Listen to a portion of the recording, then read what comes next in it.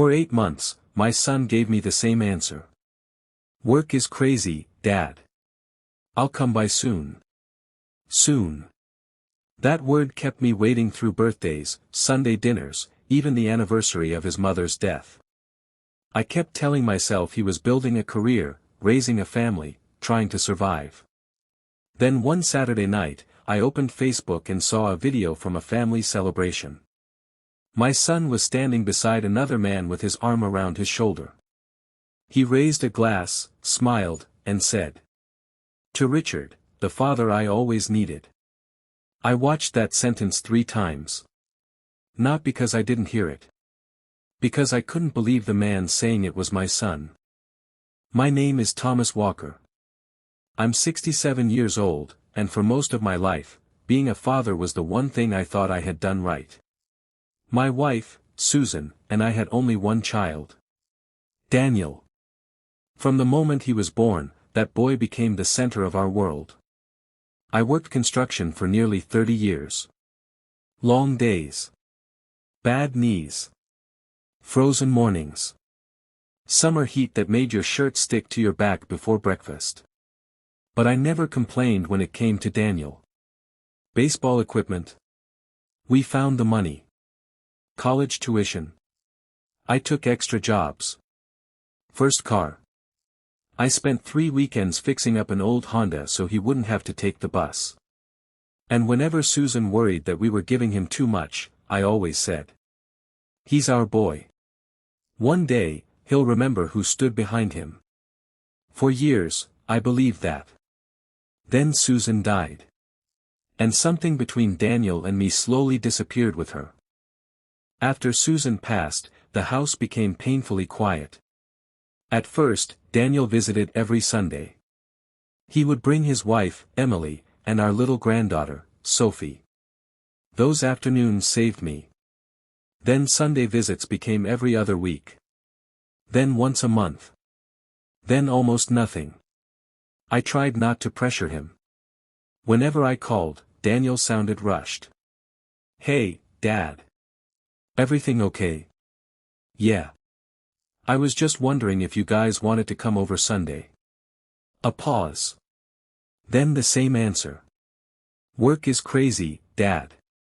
I would laugh like it didn't hurt. "Of course. Another time. Definitely. Soon." But soon never came. 1 month became 3. 3 became 6.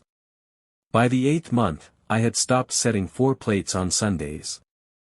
I still cooked sometimes. Just out of habit. But I ate alone. The worst day was Susan's birthday. Daniel knew how difficult that date was for me. Every year after she died, we visited her grave together. That year, I called him the night before. "Still meeting me tomorrow?" Silence. Then. "Dad. I completely forgot. Emily's parents are having people over." I looked at Susan's photograph on the kitchen counter. "You forgot your mother's birthday? Come on, Dad. Don't do that." "Do what?"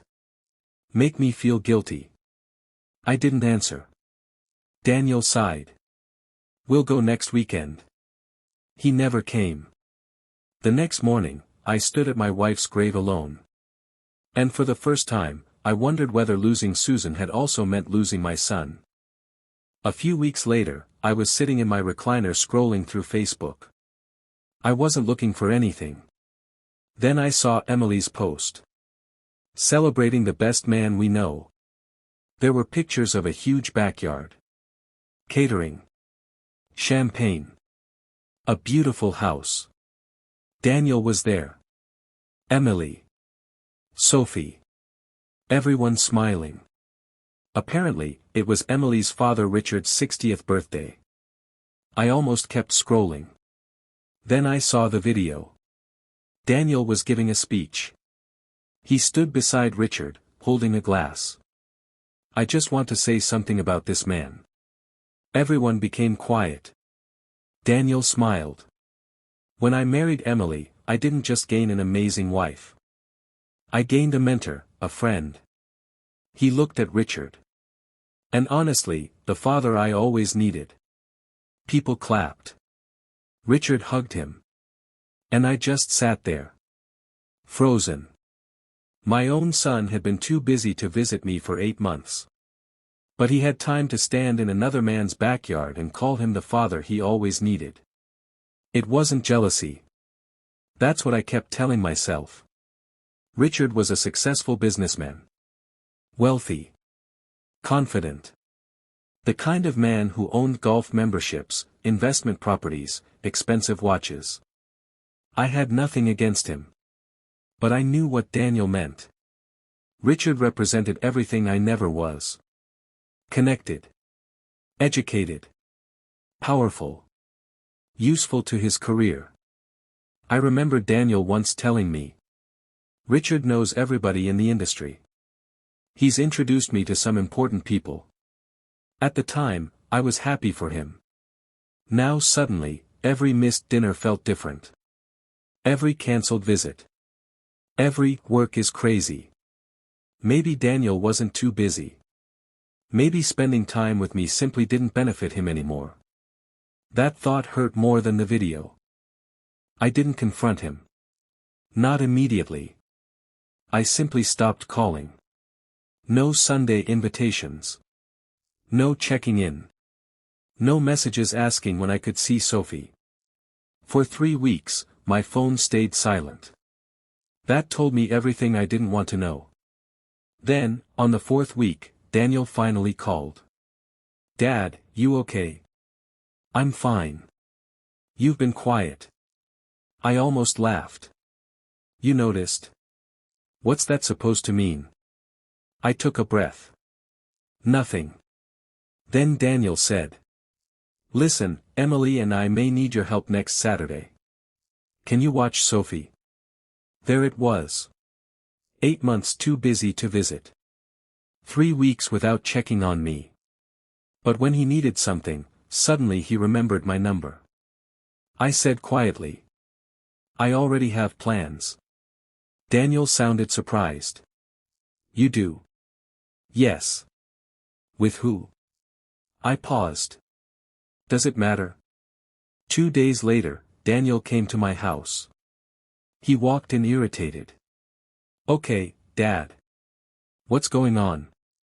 I was sitting at the kitchen table. I looked at him and said. "I saw Richard's birthday video." His face changed immediately. "Oh.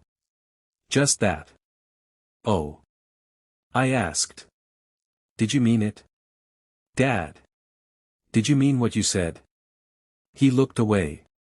"It was a speech. You called him the father you always needed." I was being nice. "No, Daniel. Nice is saying he's been good to you. Nice is saying you respect him."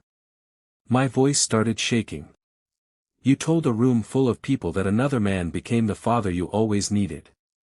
Daniel rubbed his forehead. "You're making this bigger than it was." That sentence broke something inside me. I looked at him. "I spent my entire life trying to be the father you needed." For the first time in years, I told Daniel everything. I told him about the overtime shifts he never knew about. About the vacation Susan and I canceled so we could pay his college deposit. About the year my back was so bad the doctor told me to stop working, but I kept going because Daniel needed tuition. I told him how Susan used to wait at the window whenever he drove home from college. How proud we were. How many times I defended him when people said we were sacrificing too much. Then I said. "I never needed you to repay me." Daniel's eyes dropped. I didn't need money. I didn't need gifts. I swallowed hard. I just wanted my son to have enough time to sit at my table once in a while. For once, Daniel had nothing to say. Eventually, Daniel sat across from me. And his anger disappeared. He looked embarrassed. "Richard helped me a lot at work." "I know. He introduced me to people. He believed in me." I nodded. "That's good." Daniel looked confused. "You're not angry about that?" No. I'm glad somebody helped you. I leaned forward. But gratitude toward another man doesn't require disrespecting your own father. Daniel's eyes became wet. I didn't think about how it would sound. That's the problem. I looked directly at him. You didn't think about me at all. That hurt him. I could see it. But it was the truth.